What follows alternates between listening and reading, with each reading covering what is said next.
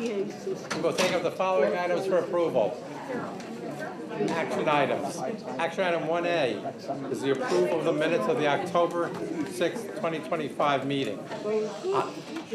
Sandra. No?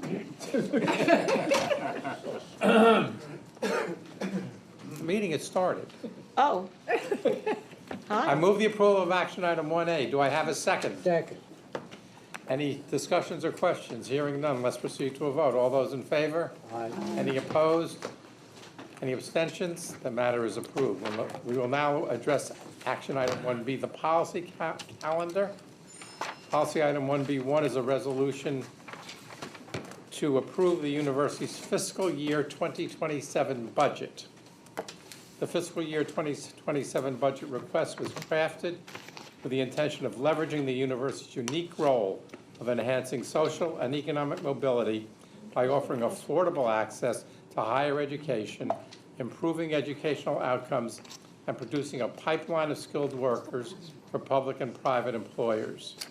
The university budget request includes a mix of programmatic initiatives, mandatory needs, and capital projects that will bolster the university's growth trajectory, support implementation of CUNY Lifting New York, and help the university achieve fiscal stability.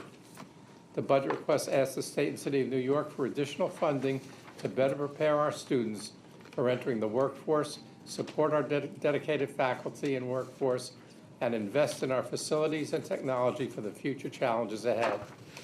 The university is requesting that the Board of Trustees approve the university's fiscal year 2027 budget request, which seeks additional operating funds of $415.2 million and $1.9 billion in new capital funds for fiscal year 2027 and $10.6 billion over the 5-year capital plan. Chancellor Felix Matos Rodriguez and Senior Vice Chancellor for Budget and Finance Sharif Solomon will present on this item. Please. Thank you. Delighted to be here. Thank you, Chair Berger, and to give you a sense of what our request for the fiscal year 2027 is. I don't think this audience would be in any kind of disagreement about how the return on investment for the City University of New York is probably the best one that elected officials in the city and the state can invest on in terms of bringing social mobility, in terms of advancing civic mobility and engagement of individuals in our democracy and participating in our democracy, the advantages to our workforce that come from investments in CUNY, and the advance in the quality of life that the research from our faculty, the creative work of our faculty provide to the residents of our state and our city. The budget request that we present before you is anchored around our strategic plan, which is focused on student success, academic and research excellence, and fiscal stability and prudent management. Clearly, the strides that we've made so far, we've made them as a result of the guidance and the stewardship of this board. We want to appreciate that guidance and support over the last couple of years to sort of put us in a strong position to present this budget to you. Clearly, the support last year in the budget from Governor Hochul, the Senate Majority Leader, Stuart Cousins, Speaker Heastie, and the members of the Senate and the Assembly are really, really key in making sure that the cost of PSC labor contract and so on other labor contracts were included in addition to other important investments that were part of last year's approved budget by the state. And also appreciative of Mayor Adams, City Council Speaker Adams too, and the members of the City Council for baselining the PEG restorations in the last budget and adding $15 million in additional support to us, in addition to other initiatives like the support for the new Allied Health and Science building at Ostos Community College. So a lot of thanks to give, and we look forward to thanking all of those people again at the end of this budget cycle with a robust approval for CUNY. Let me just highlight a number of things in our budget request. As the chair mentioned, there's a number of programmatic initiatives that are included. We are encouraged by the gains that we've made in enrollment. I mean, 3 years in a row of increased enrollment growth, about 20,000 new students in those 3 years. We're about at 240,000 students right now. But that has come as a result of focus on investment. And some of the things that we want to highlight in this budget request is keeping that momentum with several initiatives on the technology front, on investing on elements that have been suggested by this board of not just focusing on the talent pool that we have in New York City and New York State, but opening up other possibilities in terms of our continuous enrollment growth. If you were a member of the Educational Policy Committee before this meeting, you heard a report from our university provost on the transfer initiative, which was a priority of this board. And I think Trustee Vivo on that meeting said that it was a dream that now has become true. But we want to keep momentum. If we want to build on the things that we have improved, that is going to require investments. It's going to require also building on some of the things that we've learned in the process, and even some of the technology like our T-Rex system, which has been lauded all across the nation as sort of the premier technology to getting students to know what to expect and how to explore options for transfer. So there's also investments on that front in this budget request. You will be surprised to hear me talk about CUNY Beyond, which I mentioned at the State of the University address. Is our system-wide push to have career engagement at the forefront of the experience of every CUNY student at any point when they enter the system, based on early academic advising and exploration, career and academic advisement for the students, curriculum that's career-connected, more opportunities in paid internships and apprenticeships, and more engagement with industry. Also, in the budget request, we are advancing our culture of care, making sure that our students do not suffer from housing insecurity, from food insecurity. We spent a lot of time in the last month with the SNAP scare, talking about some of the challenges that our students face and how the impact of changes in federal guidelines could have an impact on our students. And we have a demonstration model in 3 of our schools in the Bronx, CUNY Cares, which is focused on this line of work, and we want to continue that. Something that is in our budget request is an acknowledgement that if we want to have students particularly majoring in areas like STEM, health, and the arts, which are not often combined together, but that the students that participate in those majors have larger expenses. Art courses have more equipment and materials that are needed than regular classes. So do laboratories for the sciences in health and in STEM. And we think that colleges that offer those majors should receive additional support, because preparing those students is more expensive than doing some other majors, and it's something that we hope that the state will pick up in a substantial way. We've also have added investments in our support for students with disabilities. We've made a big push in systems, in personnel, to be able to provide the opportunities for our students that they deserve. We want to continue with those investments, and you will see also that our budget request includes something that the student government has been advocating for in the last couple of budget cycles, which is a pilot to provide OmniCard for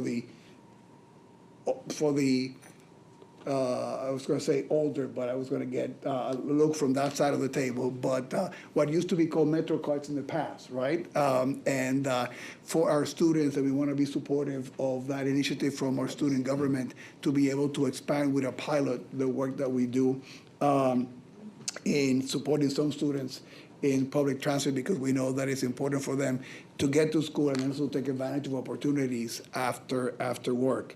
And there's clearly some additional investments that we want to make in our capital side, continue our robust campaign of keeping the state of good repair, which we made some somewhat significant gains with the leadership of our COO and our Vice Chancellor for Facilities. We want to continue that momentum going forward. So that is, in a nutshell, the basic themes of our budget request. And now for a much more detailed and in-depth description analysis, I turn to our fantastic CFO, Sharif Solomon. Thank you, Chancellor. Good afternoon, everyone. So I just want to take you through some of the numbers in the budget request, but before I do, I want to give a hearty thank you to members of the Chancellery and the whole team and the presidents and everyone who had input in the development of this budget request. It is a process that takes many months as we plan for what to put forward in terms of to set CUNY up for success in the upcoming budget cycle. So I did want to thank everyone who participated in the effort. So the first thing, the building blocks when we're going through the budget request, the first thing we do is decide on the headline number. What's the total dollar amount that we're going to go with this year? Last year, the total dollar amount for state and city requests equaled $444.3 million. That was the highest amount that CUNY had ever requested. And we came to that number by taking the previous year's number and increasing it by the higher education price index, right? And that's how we came up with that number.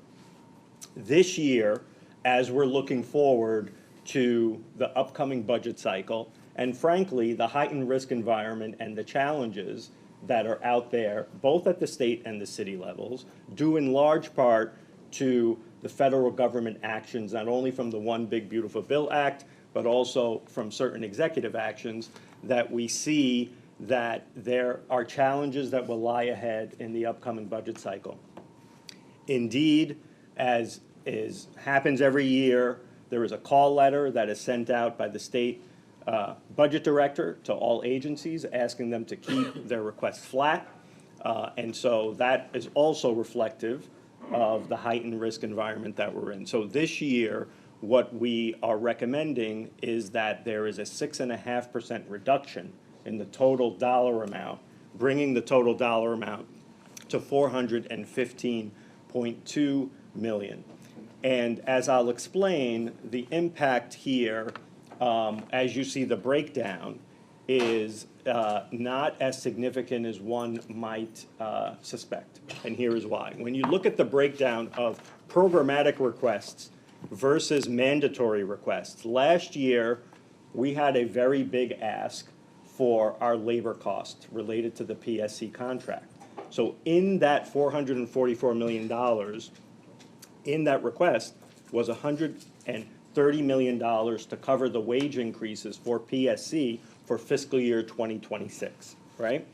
And that is why you'll see in the gold bar there, you have mandatory needs, which is not only collective bargaining, that was a higher amount than what we requested for when compared to programmatic requests.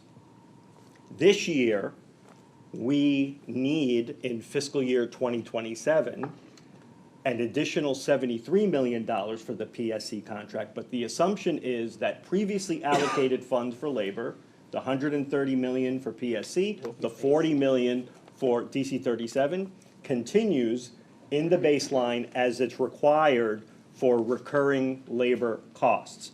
So that assumption's carried forward, but the $73 million is part of the 415 total dollar amount that we're asking for. But the assumption is previously allocated funds will continue. So you'll see there in the gold bar on the chart, it's 172.7 million, which is a reduction from last year's 283.7 when we're talking about what we're asking for mandatory needs. You see then on the blue bar that the programmatic requests are increasing by almost $100 million from 160.6 to 242.5. So that just explains the breakdown and the different components of both. And of course, we have to thank the governor, we have to thank the state legislature for funding CUNY labor contracts for senior colleges for the first time since 2011. And certainly we look forward to engaging with them in the upcoming budget cycle to ensure that additional funds needed to be made whole are allocated. So in terms of mandatory needs, as I mentioned, you'll see here just in fiscal 26, the blue bars equal to 40 million for DC 37 and the classified staff. That was first allocated in fiscal 26. I'm sorry, in fiscal 25. It continued in fiscal 26 and then continues again in fiscal 27. In fiscal 26, that is where you see the 130 million. And then in fiscal 27, the total number needed to cover wage increases is 203 million, right? Of course, the 73 million, as I mentioned, being the delta between the two. There are not only collective bargaining costs that we need for mandatory needs. Every budget request has other needs that are just part of the increased costs that we have seen college budgets have to absorb over time. Those mandatory needs, as you see there, are building rentals, energy, fringe benefits, OTPS inflation, and contractual salary increments. Combined, we're asking for over $100 million in these costs. Again, the reality is these costs, if not allocated, are covered and absorbed by college budgets. And we've seen over the years those costs increase, and that's why we always request them. Last year on fringe benefits, we had the state allocated 22 million. It was about a third of what we requested. This year, we are asking for a higher number, 54 million. Last year, we received 22 million. In terms of the programmatic areas, as the chancellor mentioned, he gave a few highlights. I just wanted to note the various dollar amounts in each of the various clusters, if you will. So in the first cluster that deals with enrollment and retention, seamless transfer, online education, health professions, and expanding the New York State Opportunity Promise Scholarship to comprehensive colleges, that total in that cohort is 47.2 million. The next bucket is a lot higher, 121.4. Big piece of that, of course, is the chancellor's priority in CUNY Beyond, but also, as the chancellor mentioned, STEM, health, and arts. The higher instructional costs there, the 17 million that's included to defray those higher instructional costs that we have there. And then, of course, items that the chancellor mentioned, like CUNY Cares, for example. We've seen during the federal shutdown, the discontinuance of SNAP, for example. CUNY Cares, being able to allocate more money there for the expansion of that program beyond the Bronx is certainly money that is requested in this year's budget request. And then the last bucket is 52.3 million that has a more robust AI proposal that also deals with two tracks. One is for students and one is for professional development with faculty. So it's a much more robust version of that, over $20 million, as opposed to the $5 million in the past that we've received, which we're grateful for. But there is there's an expanded plan for that. And then, of course, on the medical school, continuing the $4 million that was allocated for the previous two budgets, we need that to continue as well. Modernizing the CUNY system, so there's the capital request, but we also have an expense component when we deal with the infrastructure optimization that's here. That's 12.6 million that we're requesting, and then of course IT support as well on the expense side, not on the capital side, $9 million there. As the chancellor mentioned, our capital budget request, a lot has been put into prioritizing state of good repair, and university-wide initiatives for upgrading classrooms, labs, libraries, et cetera. We estimate, based on the replacement value, that, we'll need to maintain a state of good repair, $400 million each year for the senior colleges, and for the community colleges, $200 million per year. Those numbers are computed by about 2% of the replacement value of those facilities. So that is how we approach the state of good repair.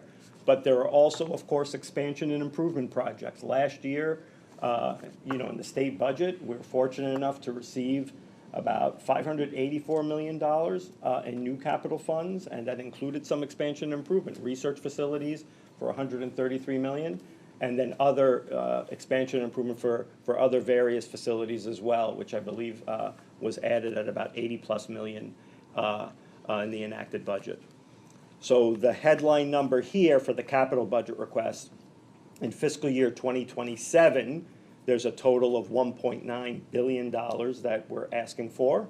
And over the 5-year plan, it's a total capital plan of $10.6 billion. And again, it includes not only university-wide improvements for state of good repair, but also specific college-specific items that some you've seen in prior requests, but also in this year, there's a new request for the medical school as well for $600 million for a standalone facility.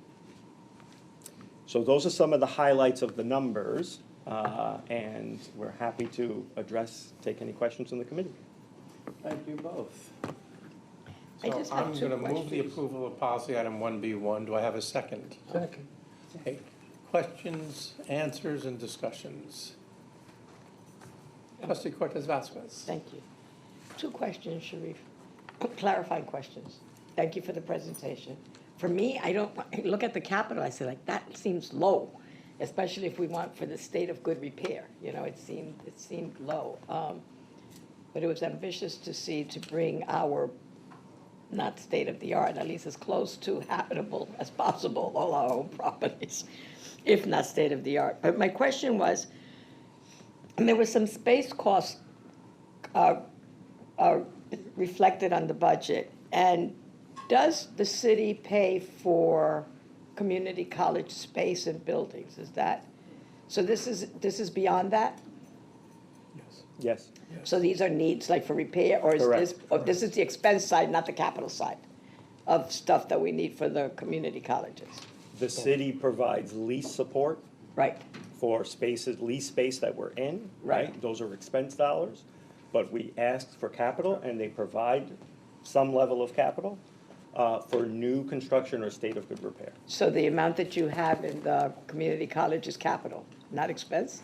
Capital, I got it confused. capital, Okay, great. yes. Thanks. And I think our challenge is that, yes, you're right, the number is low. I mean, our need in a 5-year plan is almost Okay. $6 billion.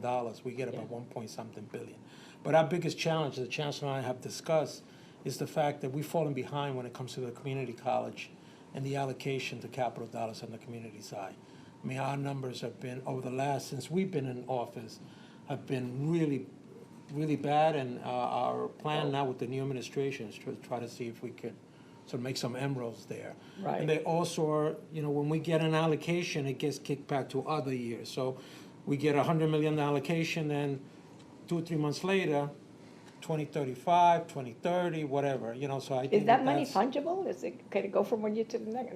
No, and so Right. when you have, for example, the Hostos Allied Health Center, first started out as a capital request, right? At the end of the day, after negotiation with the city, it ended up being an expense dollar item in the financial plan to cover lease payments, right? And part of that also includes some construction costs. Well, I'll change, my colleague, a friendly amendment to his point.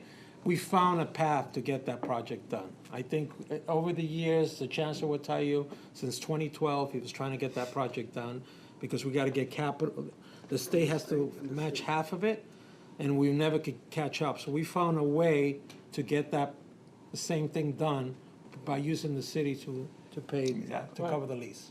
Good. The last question, and it goes to state of good repair. In the past, and I haven't been on that committee in 1,000 years, so I have no clue. But in the past, we would have like almost a blueprint of a state of good repair for almost every facility that we owned, right? And most of them were 50 years, which is very young. Whereas most of them are over 50 years old. But does that plan still, so this blueprint still exists for each and every one of those? All right. Yeah, so through our Vice Chancellor for Facility Management, Muhammad Tala, we know exactly the lifeline of every system across the university. So we're more intentional now, how we go about allocating resources, because we know, sorry, Tim, that the boiler number 4 at College of Staten Island is gonna go out in 8 months, so we're able to allocate resources to make sure we address that before we have a problem. Yeah. So that's one bucket. Second, you know, the larger point, the chancellor and his state and his strategic plan really wants to get the university to 55% of the state of good repair. What we did was we started with a baseline of, and got us to, we're about 24%, believe it or not. So, and that's an increase from where we were and when we started.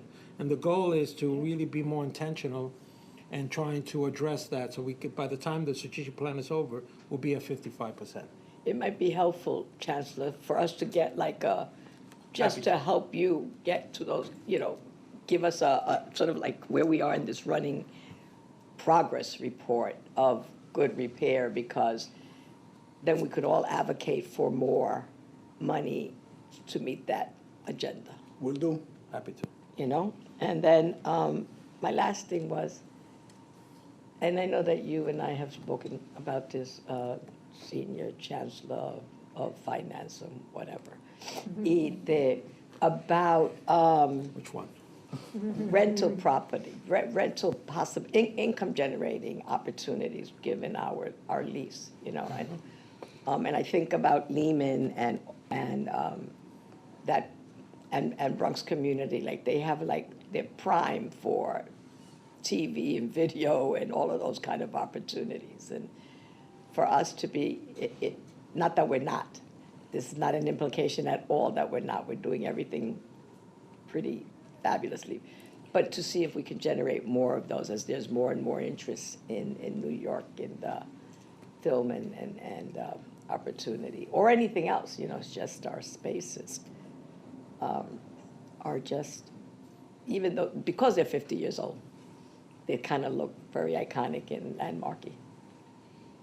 We can look, I mean, a lot of the campuses are really trying hard to maximize that revenue. I mean, in the campuses that are tighter for space, it becomes Right. more challenging. But we can come back and give you some examples of some of the things that we're doing. I know that the president's also Yeah. among them, and the VP for administration shares some of those strategies too. And it's all about collaboration. It's like, where can we help advance that? That's what that's about. All right, end of my questions. Doesn't that money go to the colleges, though? Yep. If Yeah, the yeah, yeah. college rents it out, they keep the money. They should, yeah.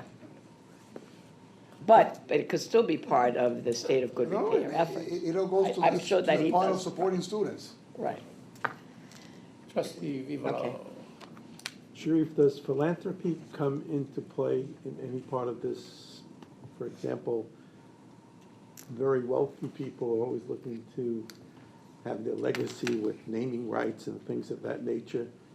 Is that a possibility in terms of helping finance the things that need to be financed? Yes, I mean, absolutely, and of course, I mean, yes, the answer is yes. I don't know, Chancellor, if you Well, want to I mean, elaborate on some I of the think advancement efforts we absolutely, have. yes.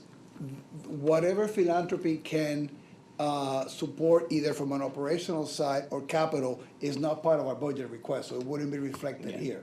But absolutely, if we were talking about the bottom line, that would appear there. Okay, so in other words, philanthropy can play a role in financing repair of a building or what have you, you know, new Absolutely. structures and so forth. it plays a, Go ahead. I was gonna say, through advancement, not that it finances it, but it generates scholarship money through naming rights, which if you have that expense item more taken care of, you can, you know, the money is fungible. So advancement generates money for the university, and the presidents are excellent at getting everything named and labeled as much as possible.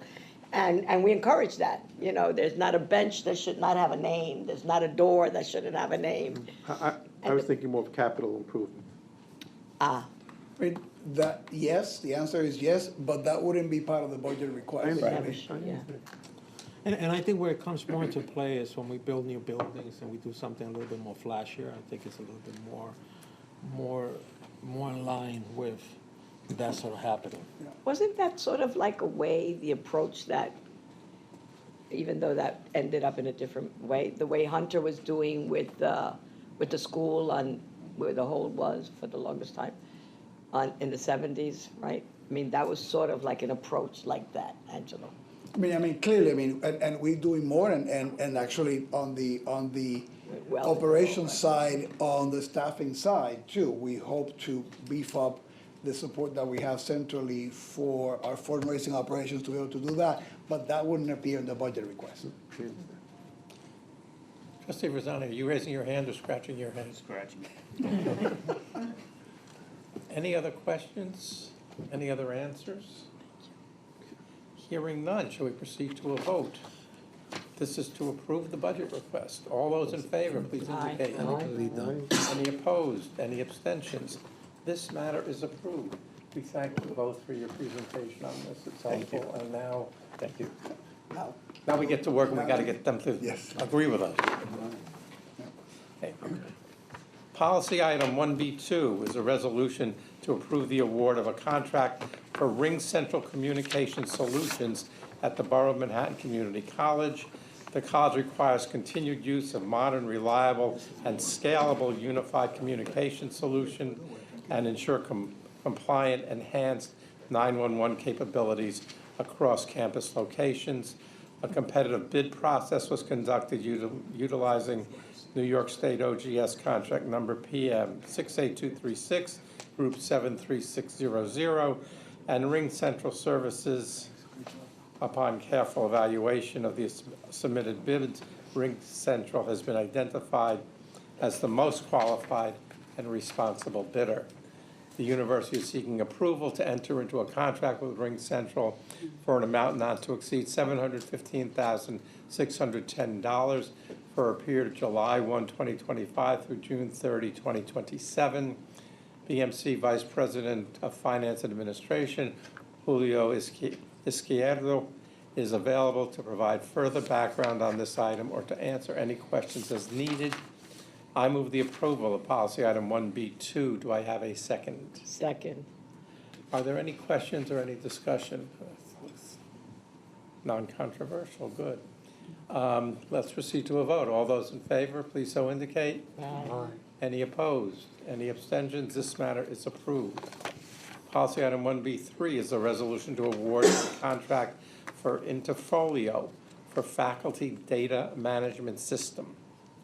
Queens College and Brooklyn College have determined the need for a system to monitor faculty time and grants for the Faculty Data Management System project. The Office of the Provost at both campuses require faculty information and workflow systems databases to track tenure trajectory and projects within a repository. The colleges conducted a request for proposals solicitation to obtain proposals from vendors to provide faculty data management system services and received a proposal. Upon careful evaluation of the bid, Interfolio has been identified as a qualified and responsible bidder, providing the best value to the university.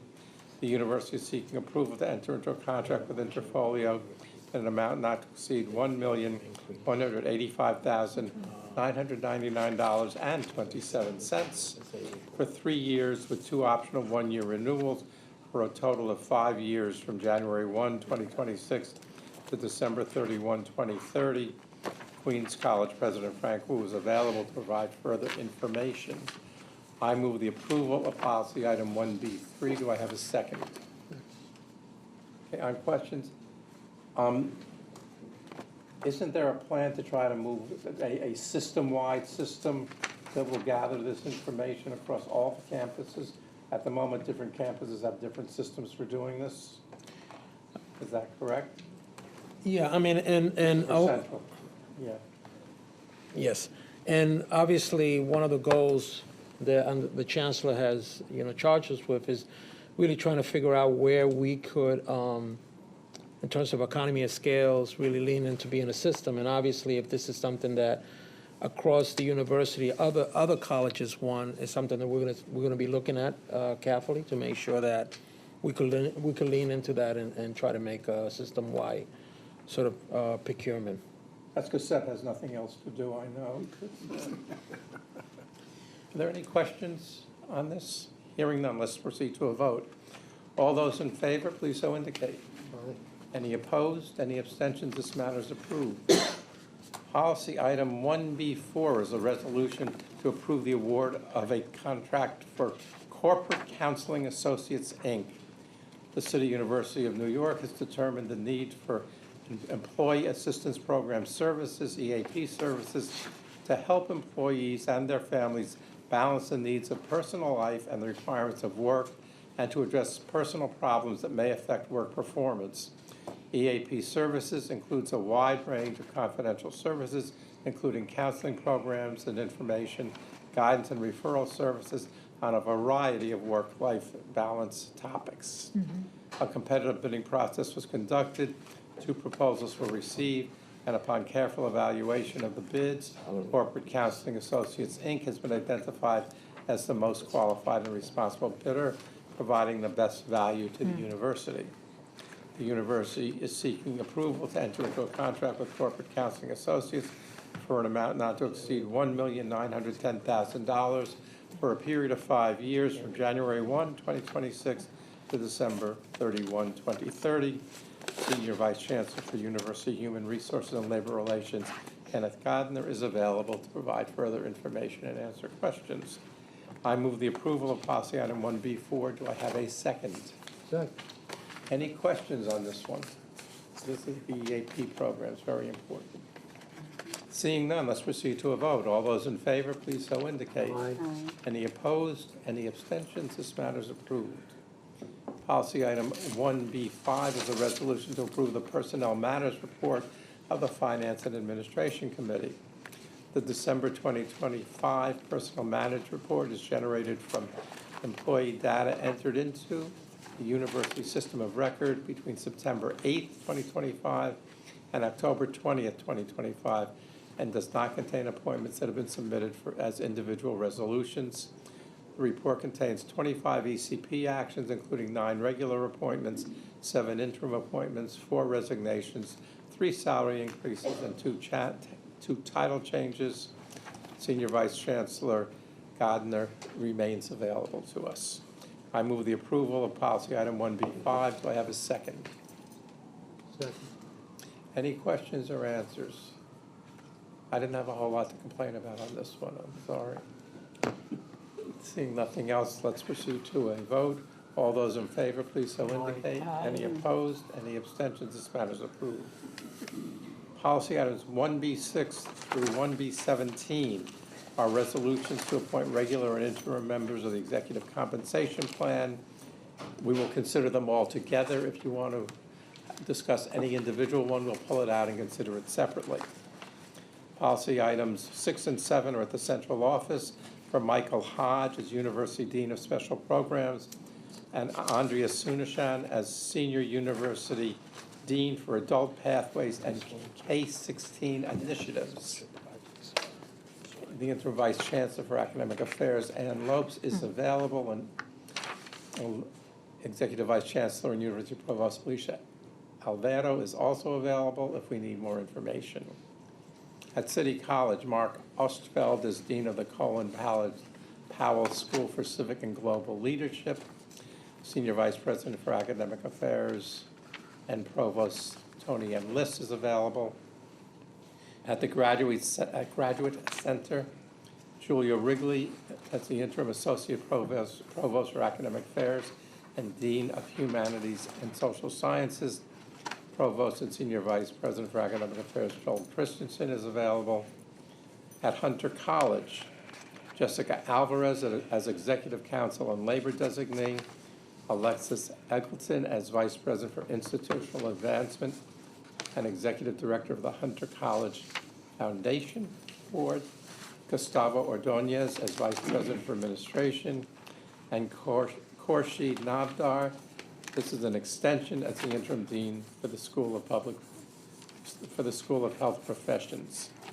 Provost and Senior Vice President for Academic Affairs, Manuel Ardasani, is available. Excuse me a moment. At John Jay College of Criminal Justice, Daniel Matos is an extension of an interim Vice President for Enrollment, Management, and Student Affairs. Vice President and Chief Operating Officer Mark Flowers is available to provide further background. At Kingsborough Community College, Dr. Dion Bergeron is Interim Vice President of Enrollment Management. President Suri Deitch is available to provide further background. And at LaGuardia Community College, Kevin Martin as Dean of Institutional Effectiveness. This is now a permanent appointment. We've dealt with this. Senior Vice President of Administration and Finance, Shahir Irfan, is available. And at Lehman College, Wesley Pitts is Dean of Education. And this is a request for a search waiver. President Fernando Delgado and Interim Vice President of Administration, Finance, Bethania Ortega, are available. I move the approval of policy items 1B6 through 1B17. Do I have a second? Okay. I'll just note that in each case where we're asking for an interim appointment or extension, there are searches in progress. Things are moving along very nicely. Any discussion or questions? Seeing none. All those in favor, please indicate. Aye. Any opposed? Any abstentions? These matters are all approved. Policy item 1B18 is a resolution to authorize entering into a contract to retain a law firm to provide outside legal counsel on real estate matters. The university is currently engaged in and anticipates future real estate projects that involve unique legal and transactional challenges at a high volume beyond the scope of the university's in-house legal capacity. In anticipation of the volume of impending work, the university has conducted a request for proposal solicitation to meet the needs for legal counsel in this practice area.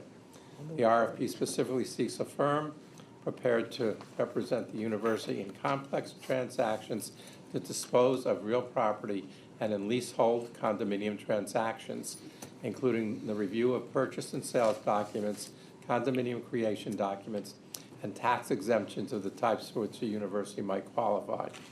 The university cost for the law firm retained through the RFP to provide these services is anticipated not to exceed $1,500,000.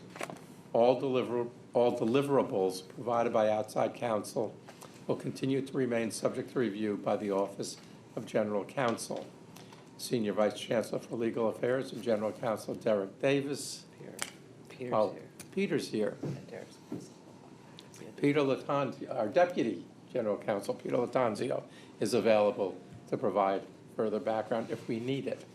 I move the approval of policy item 1B18. Do I have a second? Second. Any questions on this? This is nice because it means the real estate stuff is moving forward. We've been discussing it, and Peter and his group and Derek and his group will be kept very busy even with outside counsel, I am sure. Let's proceed to a vote. All those in favor, please so indicate. Any opposed? Any abstentions? This matter is approved. Policy item 1B19 is a resolution to appoint Ann M. Fenton as Secretary of the Board of Trustees following her exemplary service as interim secretary. Ms. Fenton has served this university with distinction for many years, including 8 years as deputy secretary. Her judgment, discretion, and institutional knowledge and the continuity she provides is essential to the effective functioning of the board. The Board of Trustees recommends Ann Fenton's appointment as Secretary of the Board of Trustees with a search waiver. I move the approval of policy item 1B19. Do I have a second? Second. Second. I couldn't be doing this without Ann and her staff, but she's just been just terrific. Concur. The knowledge and the talent that is put forth and the information that is supported by the interim our secretary is incredibly valuable. So this is a very good opportunity now to put this forward. I would also add temperament and collaboration. It's, and very, very modified resolutions, which we're very grateful for. Approved by acclamation? No, we're going to take a vote. Okay. Thank you. Thank you. All those in favor, please so indicate. Aye. All those opposed? Any abstentions? This matter has been approved. Thank you very much. With no more items on the policy calendar, let's proceed to section 2, the information items. There are 3 information items that are in the materials. Information item 2A is the fiscal year 2025 final year-end financial updates and the fiscal year 2026 Q1 financial update. Senior Vice Chancellor and Chief Financial Officer Sharif Solomon will report on this item. Thank you, Chair Berger. So the final year-end update when you, for fiscal +25, you may recall we released a preliminary year-end update for fiscal '25 at the October meeting. We had to close out some transactions to close out the fiscal year. And so the structural deficit as reported then was 33 million. Now the final is 35 million. As we closed out those transactions, it increased a slight bit. Still, when you look year over year, as you see the trend line here too, an 85% reduction over the last 3 fiscal years. So a lot of progress has been made, and a lot of that progress is really driven by a number of factors. As you know, we've had expense reduction strategies across the university, both at the college level and at the university level with shared services. We have the continual 3 years now uptick in enrollment, additional state aid, which we talked about, the restoration of the PEGs at the city level, which was for fiscal '26, but we also had some one-time in fiscal '25 that helped, and the continuation of the funding floor as well, and then the funding for the labor contracts, which we talked about. So all of that, when you look year over year too, there was the reduction from 68 million to 35, a 49% reduction. But we are in fiscal '26 and Q1, and we see the projected structural deficit in the first quarter increasing by 33 million to 68 million.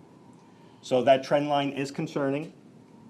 It's still early in the fiscal year, and we're working very closely with a lot of the colleges, particularly the colleges with cash deficits, where we said that we've switched to monthly meetings, where we have 2 separate meetings. One is just to deal with budget management, discussing everything from attrition rates to staffing plans to OTPS expenditure levels, et cetera, to also working very closely with Alicia and her team to go through the academic side and really look at data and see where we can maybe improve on things like class size and fill rates, and look at those kinds of things as well, to see if there are solutions there that could be brought to the fore, right?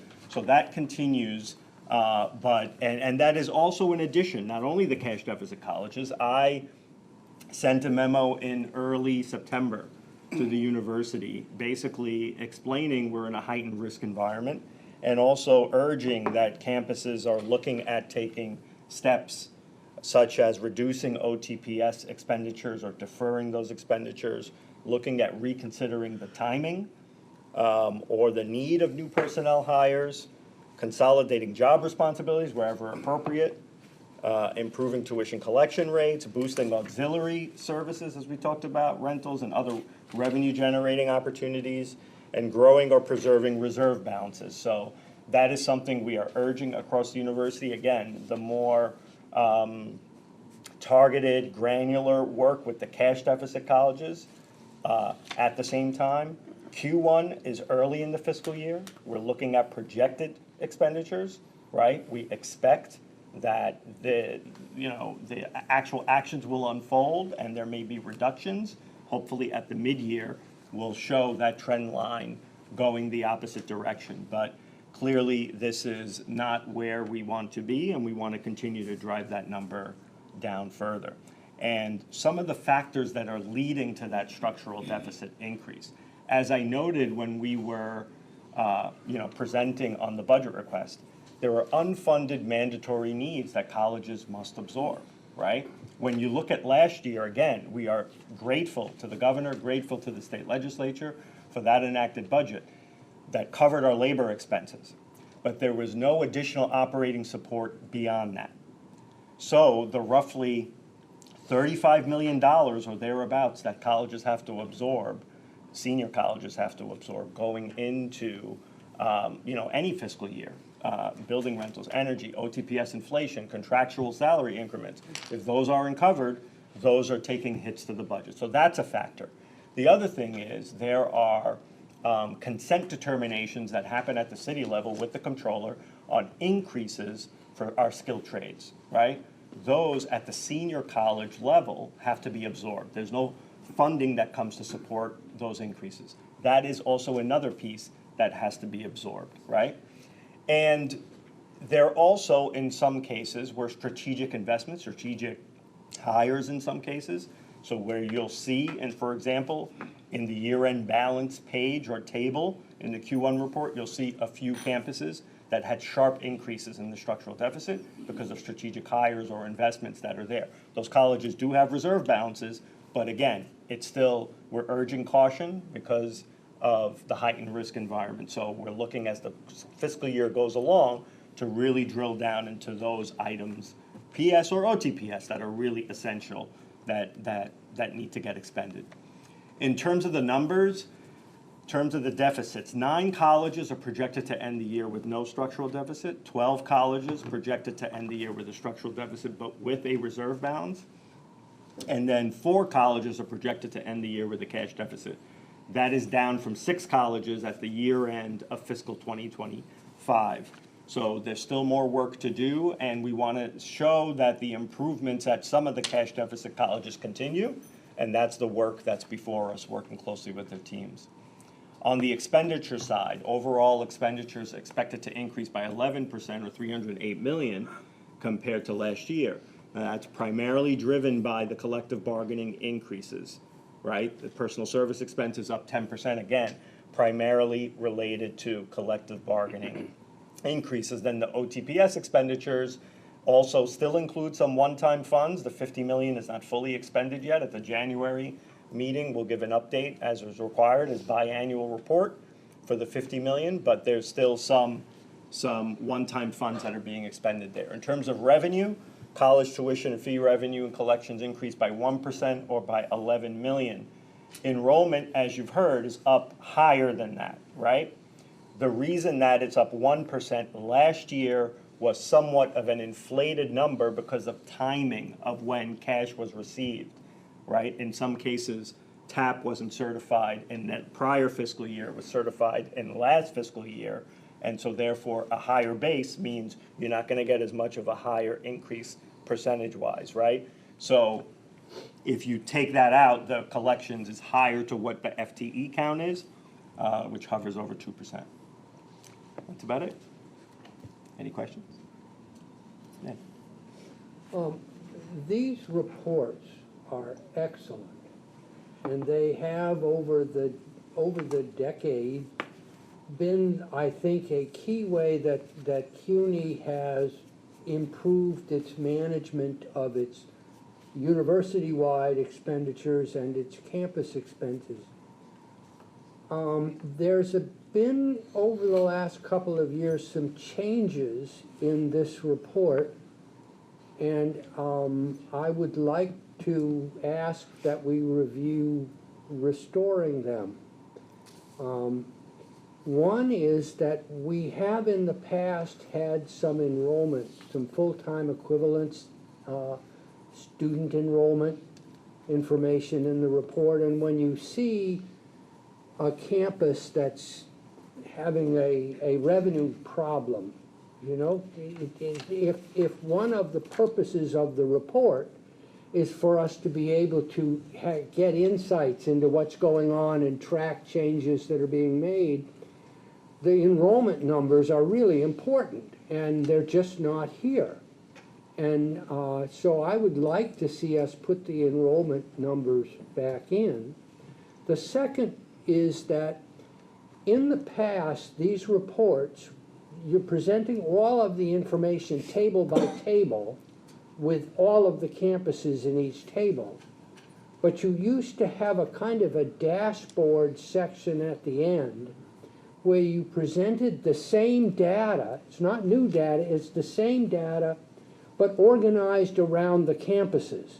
And so you could then see Baruch's, all of its information, the income information, the expenditure information, all of the, and so when you then say, well, my gosh, what's happening to name a campus, you then can go down here and see on one sheet the information about that campus and get some insights that also, you know, present this information to the campuses and explaining this budget information to faculty on the campuses. I know the faculty governance leaders really appreciate having the report provide this snapshot of the campus that is easier to make sense. So I'd like to ask that we really consider the reduction in this in the report and restore that information. Yes, we'll take take a that look at back it. and we'll have a discussion about it. I think a couple of things to note. The enrollment piece, particularly in Q1, we want to make sure that we are actually providing the latest and the final. And Q1, at this point, the final isn't there yet. So perhaps in later quarters, when the numbers are final, being able to then publish what the final fall numbers are in later quarters, I'm sure we can do. The other piece is the college level specific data. What we found was that, which I know you are very passionate about what we're gonna have with CUNY Work. And we are very excited about the reporting capabilities with CUNY Work that are gonna allow dashboards and more, right? But right now, the team works with Excel. Excel is a great tool, not, you have to deal with broken links and things like that, where some numbers in the macro pieces, in the earlier part of the report, sometimes don't exactly translate into the college level numbers. And we found that going back and continuously going there bogged us down a little bit. So that's why we, did not continue with that. Going forward, we'll look at whether we can do that pre-CUNY Work. But CUNY Work is really gonna offer us the opportunity to really drill down. And I know you're very passionate about it, as are we, because you can see the capabilities there. Well, I am particularly, I think we see this report after the game is over and that we're posting the scores. CUNY Works is going to enable us to see these reports as they develop in real time and to see them at institutional department levels and at, so that we can have this kind of financial and management information at a point where we can then use it as a basis for making changes and adjustments and improvements. So CUNY Works is going to be great for this. I mean, I think that's why we push so much to really go to the next level of CUNY First. I mean, CUNY First got us to a certain point. Drop-down boxes, even with the upgrades, we just could not, there's just not enough in there. And this is why this modernization, which, by the way, we will be going live in 2026, we're going through that process now. So it's here. And something that obviously thank the board for supporting us in that very robust kind of a system that's going to really help the university. And it's gonna be able to be tailored, although, as Sharif alluded, each college will have their own sort of system. But we, as a system, could look at things and look at trends and be able to report more to the board on different trends. Even though this report is like pearl clutching and a little bit alarming, and I say this with such confidence, that where we were, what you have done, you, Philo, and those two young men over there, one not so young, but on a serious note, what, Which one not so young? I don't know, I'm not ageist, that we really am confident that we will Ouch. get through this, especially with those early predictions, you talked about enrollment and stuff like that. But I think, Philo, the challenge to all of us is that strategic plan and looking at university by university. It's like we can no longer afford to keep it a particular way of masking some of those structural deficits that have been there for a long time in particular schools. So I want to, that's sort of like applauding you, you know, and thanking you for, because I remember what it was. And I know what you've done to get us to where we are. And so even though it's frightening, I have a lot of confidence in that we could move this, and not in that direction. That increase, you know, like makes you want to just throw your hands up and say, coño, no matter what you do, you know. But I think it really goes back to the strategic plan and the university by university review, you know. So anyway, all of that to say thank you, but Much more to do, to be done. For me, the global picture is better, not where we have to be, but it's better. But when I go through college by college, right. there are some trends in some of the colleges that are very, very disturbing. And I know, you know, we've been tough up till now, but if some of those trends don't improve, we're gonna have to get even tougher. And I know, you know, that some of the solutions are very unappealing, but we may not have alternatives. You know, the colleges have to be able to function, and they can't function with some of the trends in the direction they're going. Quarter one is one set of data points. Let's see what it looks like, in quarter two. But I am very concerned about some of this. Thank you, Chair.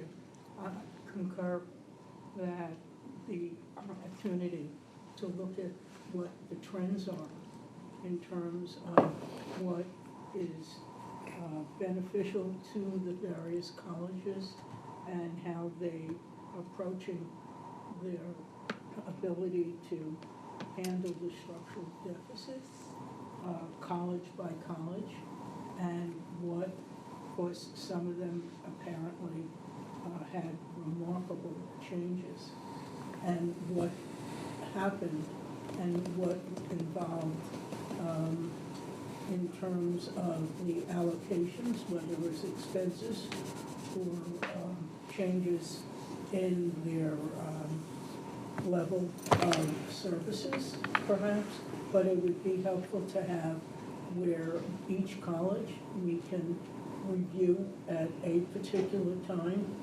how best they're handling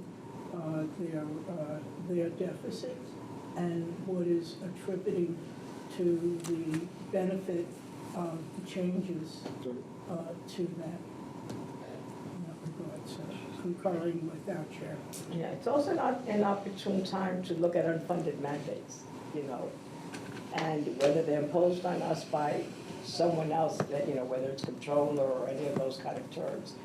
We really need to be aggressive about some of those unfunded mandates. I mean, I remember a few years ago in the city, there was a goal not to, you know, that something could not come through if it was an unfunded mandate. And we may have to revisit that, particularly in those areas where they're not baselining salaries for us and things of that nature. So, That goes back for more than a decade. I mean, yeah, you know, yeah, no. we've had this problem.